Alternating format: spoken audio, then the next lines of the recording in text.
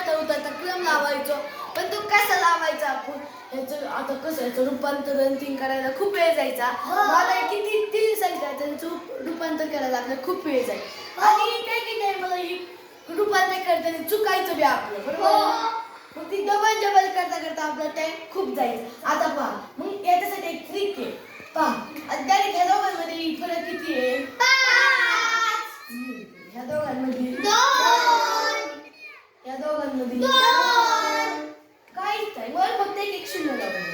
10 100 50 60 मग खाली 2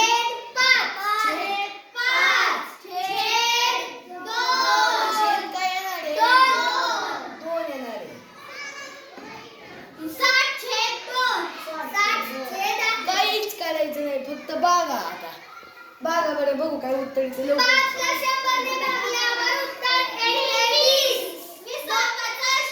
5 2 ने 50 ला भागल्यावर 20. 2 ने 60 ला भागल्यावर उत्तर येते 30. हा आता काहीच करायचं जसं आहे तसं मानून घ्यायचं. 20 25 20 30.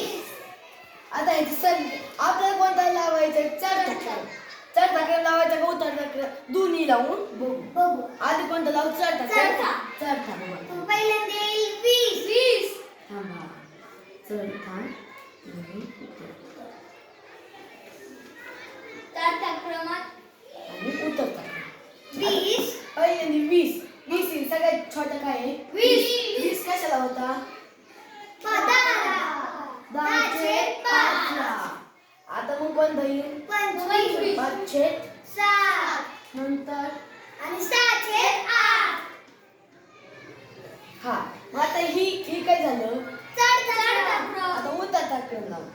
हो आता काय दावायचं? उतरता क्रम म्हणजे मोठ्यापासून छोटी. छोट्यापासून म्हणजे काय म्हणतात? मोठ्यापासून छोटी. मग काय करायचं? जसं आहे तसं उलटच मानवायला लागलं. सोपं आहे का नाही? हो. सांगा 6/8 ऐकायला सोपं. हो उतरता क्रम करा. करा बरं. कर बरं आयशा देते पाहू आपण. या दोन संख्यांमध्ये कितीचा फरक आहे? 3. या दोघांमध्ये 4 5. ह्या दोघांमध्ये 1. तर आता आपल्याला काय सांगितलंय? आता हे जे वरचे अंक आहेत ना त्याच्यावर 0 द्यायचं. 90 120 130. आता हे जे आपल्याला फरक आलाय ना तो खाली छेदात लिहून घ्यायचा. 3 5 1.